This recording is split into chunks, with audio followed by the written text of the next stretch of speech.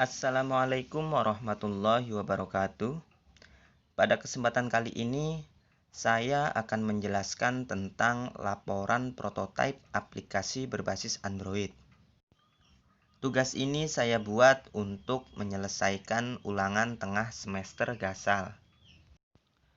Sebelumnya, perkenalkan, nama saya Rizal Fikri Ismail dari Universitas Nahdlatul Ulama Al-Ghazali Cilacap, program studi Teknik Informatika semester 5 dari kelas karyawan.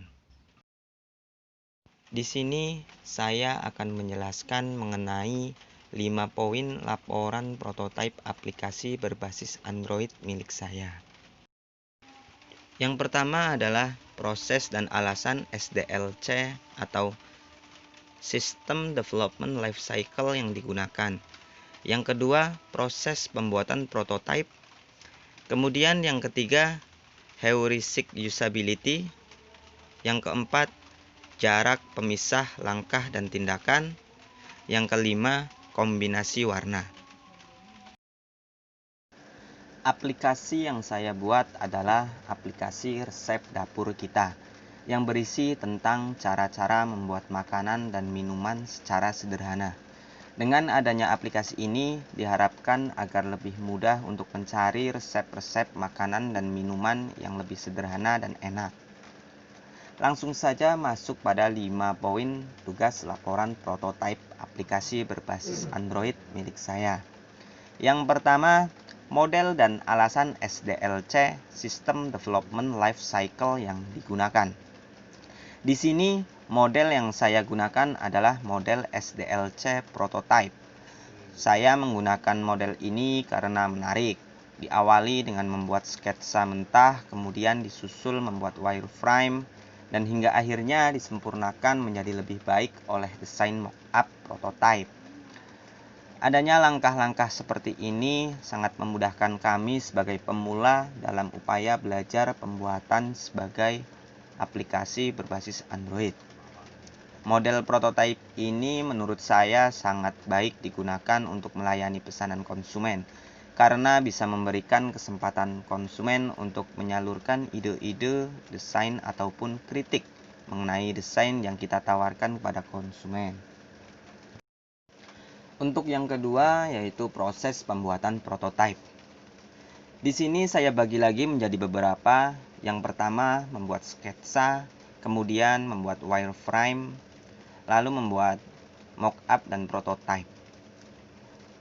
Dalam pembuatan tugas ini, saya menggunakan web Figma yang di dalam proses pembuatannya tidak menggunakan coding sama sekali. Sketsa. Sketsa adalah gambaran kasar atau ringan yang dapat digunakan untuk mengawali rancangan sesuatu. Gambaran desain awal. Dalam pembuatan desain bisa menggunakan coret-coretan di atas kertas dan bisa juga menggunakan aplikasi. Berikut adalah contoh dari sketsa. Kemudian wireframe. Wireframe adalah kerangka dari rancangan yang akan kita buat yang hanya berisi gambaran awal dari sebuah aplikasi. Wireframe biasanya menggunakan warna-warna yang tidak mencolok seperti hitam, putih, abu-abu, dan lain-lain. Berikut adalah contoh dari gambar wireframe. Kemudian pembuatan mockup dan prototype. Mockup adalah bentuk nyata dari konsep desain yang akan dibuat untuk aplikasi atau produk yang bertujuan untuk membantu dalam mempresentasikan kepada klien atau konsumen. Dalam proses pembuatan mockup ini saya menggunakan web Figma. Sebenarnya mockup dan prototype itu sama. Hanya saja dalam mockup itu fungsi-fungsinya belum bisa digunakan karena belum ada interaksi antar halaman. Nah, berikut adalah gambar dari mockup keseluruhan.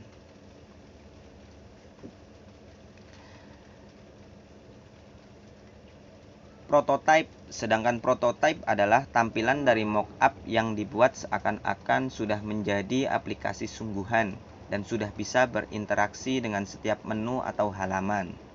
Konsep pembuatan prototype sama seperti dalam pembuatan mockup. Berikut adalah gambar proses interaksi dari antar halaman. Untuk poin yang ketiga, yaitu heuristic usability.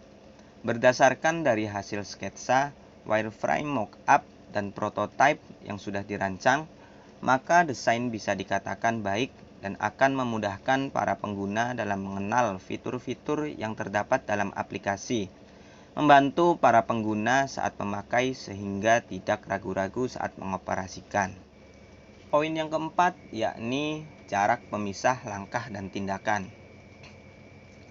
Dari hasil aplikasi yang saya buat, dalam bentuk web ini saya menampilkan logo di awal, kemudian ke beranda dengan menampilkan menu dari makanan dan minuman, kemudian di dalam menu saya menampilkan resep-resep antara makanan dan minuman agar pengguna lebih mudah dalam menggunakannya. Di poin yang terakhir yaitu kombinasi warna. Di sini saya menggunakan warna merah jambu sebagai warna yang lebih dominan. Saya mengambil warna ini karena berkaitan dengan masakan yang di dalamnya mengandung makna kelembutan dengan penuh rasa kasih sayang. Selain warna merah jambu, saya juga menggunakan warna hitam dan putih agar tidak terlihat begitu monoton. Demikian yang bisa saya sampaikan, kurang lebihnya mohon maaf. Wallahul muwaffiq ila aqwamit thoriq. Wassalamualaikum warahmatullahi wabarakatuh.